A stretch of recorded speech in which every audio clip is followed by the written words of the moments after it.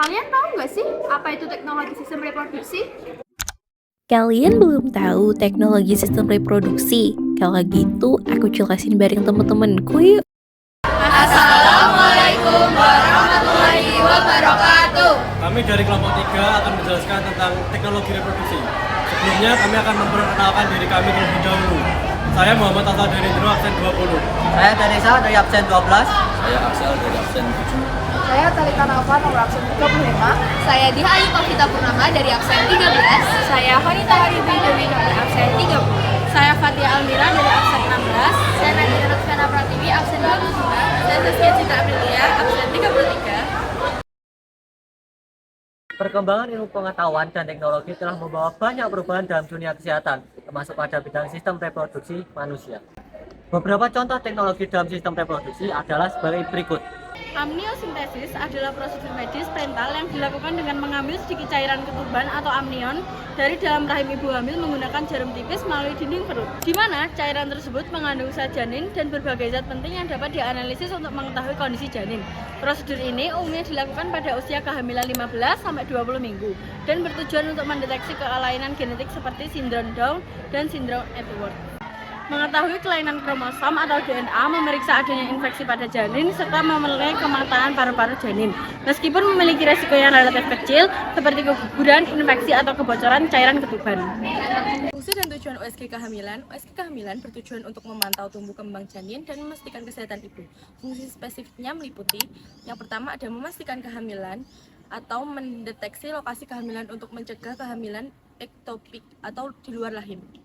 Yang kedua ada memonitor janin, mendeteksi denyut jantung dan memantau perkembangan struktur tubuh dan posisi janin. Selanjutnya ada menentukan usia dan kelahiran, menghitung usia kehamilan dan estimasi tanggal lahir. Prosedur amniosentesis. Yang pertama, dokter akan meminta pasien berbaring dengan nyaman di ranjang pemeriksaan. Selanjutnya, dokter akan memposisikan pasien ke posisi litotomi, yaitu berbaring terentang dengan lutut dan pinggul ditekuk, serta kedua kaki ditopang. Setelah pasien berbaring dengan nyaman, dokter akan menjalankan USG untuk memeriksa kondisi janin, denyut jantung janin, lokasi plasenta, dan air ketuban. Pada beberapa kondisi, dokter dapat menyuntikkan anestesi atau bius di sekitar perut untuk mengurangi rasa sakit. USG digunakan sebagai panduan untuk menusukkan jarum ke dinding perut hingga ujung jarum berada di pusat kantung ketuban. Dokter akan mengambil sebanyak 30 ml atau sekitar 2-4 sendok makan cairan ketuban. Penusukan jarum ini berlangsung singkat, yakni sekitar 2 menit. Setelah jumlah cairan yang diambil dirasa cukup, dokter akan menarik jarum keluar dari perut secara hati-hati. Setelah itu, dokter akan mengoleskan antiseptik dan menutup area tusukan di perut dengan perban. Indikasi amniosintesis. Amniosintesis yang dilakukan pada trimester ketiga umumnya bertujuan untuk menilai tingkat perkembangan paru dan pemeriksaan infeksi pada janin. Amniosintesis yang dilakukan pada trimester pertama memiliki resiko keguguran jika dibandingkan dengan trimester kedua dan ketiga. Amniosintesis pada trimester pertama sebelum usia 14-15 minggu beresiko tinggi menyebabkan keguguran karena volume cairan ketuban masih sedikit, sehingga jalan prosedur menyuntikkan lebih sulit. Berpotensi merusak kantung ketuban, memicu kebocoran atau infeksi yang mengganggu janin yang masih dalam tahap perkembangan awal atau rentan. USG atau ultrasonografi adalah prosedur medis diagnostik yang menggunakan gelombang suara tingkat tinggi untuk menghasilkan gambar struktur organ, aliran darah, ataupun jaringan. Berbeda dengan ronsen atau CT scan yang menggunakan radiasi sinar X-ray atau PET, USG hanya menggunakan gelombang suara tingkat tinggi yang dirasa aman dan menjadi pilihan utama untuk mengetahui atau memantauan kehamilan pada perempuan. Lalu, apa sih jenis-jenis USG itu? Menurut hasil citraannya, USG terbagi menjadi 4. Yang pertama adalah USG 2 dimensi, menghasilkan gambar hitam putih yang datar untuk melihat ukuran janin ataupun mengetahui kelainan pada ginjal ataupun hati. Yang kedua adalah USG 3 dimensi, gambaran yang memiliki volume, yaitu panjang, lebar, kali tinggi. Hal ini memungkinkan dokter untuk melihat lebih jelas struktur pada wajah janin ataupun struktur pada organ secara utuh. Lalu yang ketiga adalah USG 4 dimensi. Pada dasarnya ini adalah USG 3 dimensi yang bergerak secara real time atau seperti video, berguna untuk memantau perilaku janin seperti menguap ataupun menelan. atau fungsi jantung secara dinamis. Yang terakhir adalah USG Doppler. Jenis USG ini digunakan untuk memungkinkan kita mengetahui apakah ada penggumpalan di dalam aliran darah kita. Lalu jenis-jenis USG berdasarkan area pemeriksaan. Yang pertama adalah USG abdomen yang berfungsi untuk memeriksa bagian organ perut seperti pankreas, limpa, ataupun empedu. Yang kedua adalah USG pelvis yang berfungsi untuk memeriksa bagian organ rahim ataupun ovarium. Lalu ekokardiogram yang berfungsi untuk melihat bagian jantung. Lalu USG mame untuk mendeteksi benjolan pada payudara.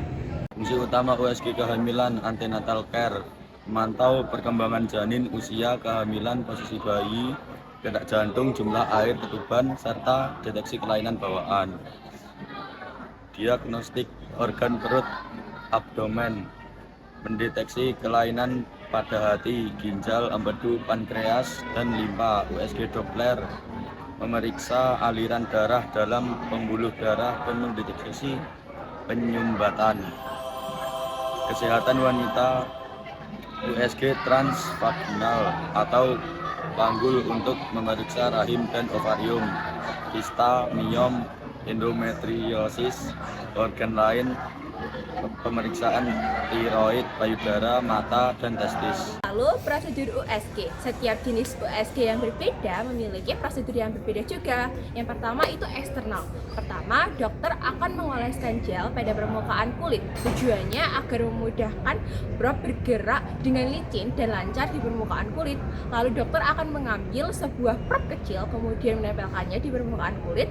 Dan yang terakhir, dokter akan memindahkan alat ini untuk menghasilkan gambar pada monitor. Lalu untuk yang internal, dokter akan meminta kita untuk berbaring terlentang ataupun miring dengan lutut yang ditarik ke arah dada kita.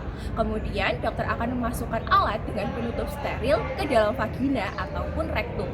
Lalu yang terakhir, endoskopi. Dokter akan menyemprotkan obat bius terlebih dahulu di tenggorokan kita untuk meminimalisir rasa sakit dan memberikan efek kebas atau mati rasa di area tersebut. Selanjutnya, dokter akan meminta kamu untuk berbaring dalam posisi miring. Kemudian memasukkan alat bernama endoskop melalui mulut kita dan mendorongnya ke daerah perut. Alat ini mempunyai lampu dan juga kamera di bagian ujungnya.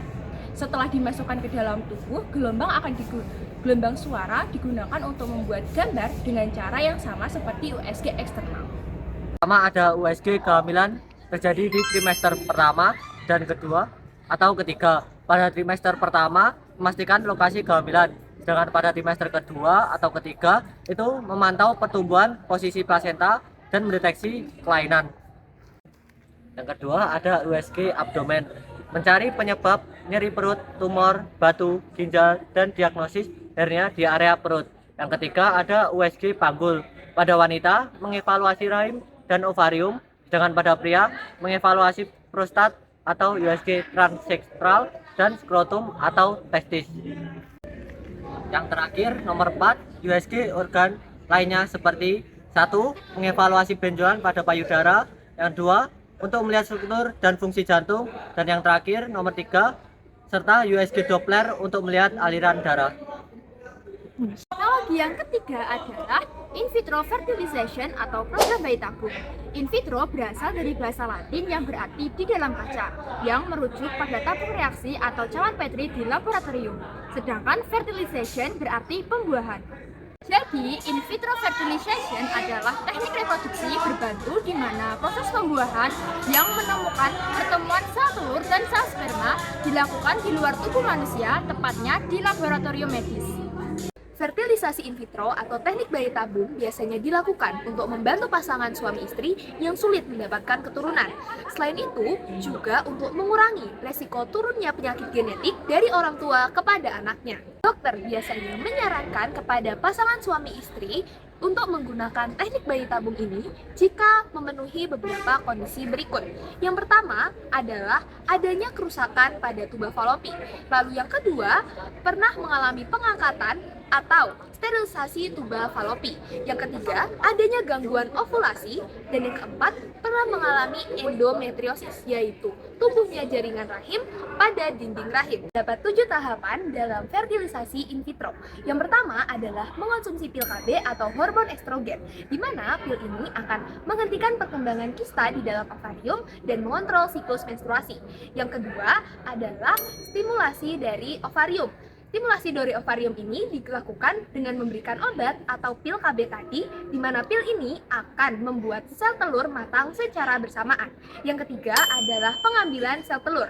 Pengambilan sel telur ini dilakukan dengan memberikan obat penenang ringan kepada pasien, lalu akan diambil sel telur dari setiap folikelnya. Sel telur ini akan ditaruh di piringan yang berisi larutan dan kemudian dimasukkan ke dalam inkubator. Keempat adalah tahap pemupukan, di mana beberapa jam setelah tahap pengambilan sel telur, maka ahli embriologi akan membuahi sel telur yang matang dengan menggunakan injeksi sperma intrasitoplasmik.